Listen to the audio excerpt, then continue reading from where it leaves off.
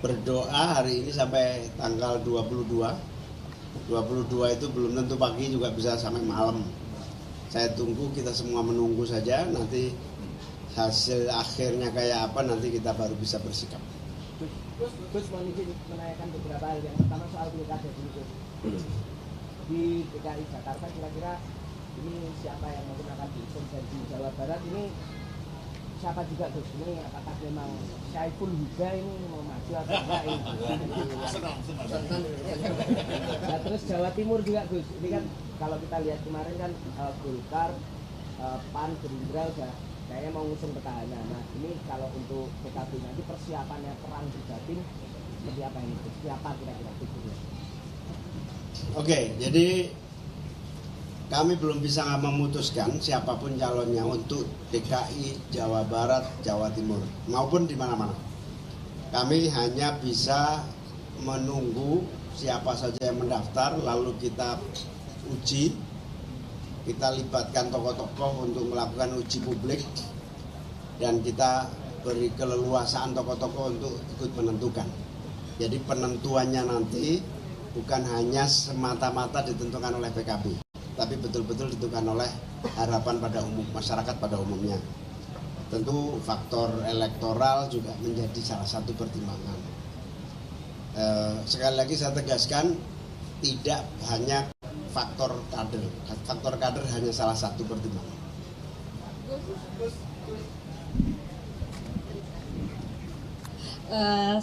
Sebelumnya saya pengen ucapin mohon maaf lahir batin dulu kepada Gus Imin dan juga Bapak sekalian. Saya Rizka dari Kompas TV. Tadi mengingat Gus kan bilang bahwa PKB akan lebih membuka diri begitu ya. Nah ini saya pengen spesifik pengen bertanya terkait dengan pilkada di Sumatera Utara. Ini kan Golkar sudah mengusung salah satu paslon, dan kemudian kan PKB juga pernah ada kisah lama nih dengan petahana. Apakah akan CLBK atau gimana? Mungkin gimana Gus? Terima kasih. Iya sama. Jawabannya sama, siapa yang mendaftar nanti akan kita pertimbangkan. Per hari ini belum ada yang mendaftar di PKB. Baru nanti siapa yang mendaftar, apakah calon yang incumbent yang terakhir atau siapapun dia, kita baru bisa berkesimpulan. Karena di Sumatera Utara sampai detik ini belum ada yang berniat mendaftarkan di PKB. Mungkin setelah saya buka ini nanti akan ada pendaftaran. Ya. Di Jakarta kemarin kan Nasdem sudah membuka peluang bahwa berpeluang untuk mendorong lagi Pak Anies untuk di periode keduanya. Nah ini apakah sudah ada pembicaraan dengan PKB atau PKB juga tertarik untuk membawa Pak Anies untuk di periode kedua ini? Terima kasih. Mas Anies dan saya masih konsentrasi pada menunggu keputusan MK. Jadi tidak ada satu sikap atau niat dari Mas Anies untuk maju di pilkada, karena detik ini tidak terlintas pun untuk maju pilkada, karena kita masih harus melalui proses pilpres yang sampai tuntas. Untuk tanggal 22 nanti itu Gus Imin dan Pak Anies apakah akan langsung datang? Untuk tanggal 22 nanti Gus Imin dan Pak Anies apakah langsung datang ke MK untuk menyaksikan sidang putusan?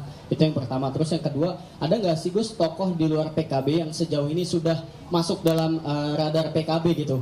Udah, wah ini kayaknya menarik nih untuk dicalonkan dari luar PKB-nya itu sendiri Gus. Terus kemudian yang ketiga, ini sidang putusan apakah sudah ada komunikasi dengan dua paslon lainnya gitu terkait dengan sidang putusan nanti? Makasih Gus. Yang pertama, belum ada kepastian apakah MK mengharuskan saya sama Mas Anies untuk datang. Kalau tidak ada yang mewajibkan, tentu kita belum tentu datang. Tapi kalau MK mewajibkan kita datang, ya kita harus datang. Intinya kita masih menunggu perkembangan di MK.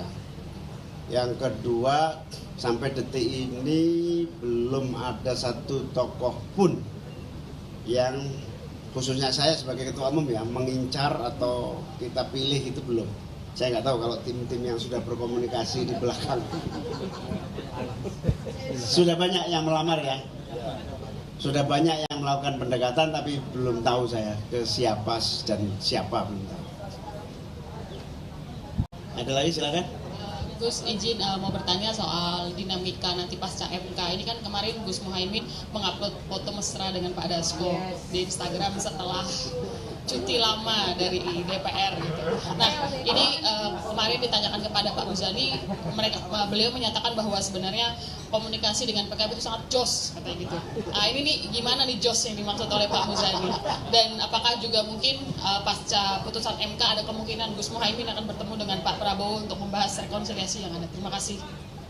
Iya, saya memang satu kantor dengan Pak Dasko, tapi sudah berbulan-bulan saya nggak pernah ketemu, dan ya sejak pilpres pendaftaran sampai kemarin itu baru pertama kali ketemu, sehingga kalau itu diupload sebagai bagian dari apa yang kebetulan pimpinan dewan yang selalu hadir saya sama Pak Dasko, sehingga bagian dari pengumuman sejak sekarang saya masuk lagi ke DPR. Nah, jadi tidak ada makna yang lain ya, karena Pak Dasko juga nggak pernah ngajak ngomong apa-apa sih. Jadi gitu. Oh iya, kalau komunikasi Pak Dasko kan sama-sama ruang kerjanya aja jadi satu lorong.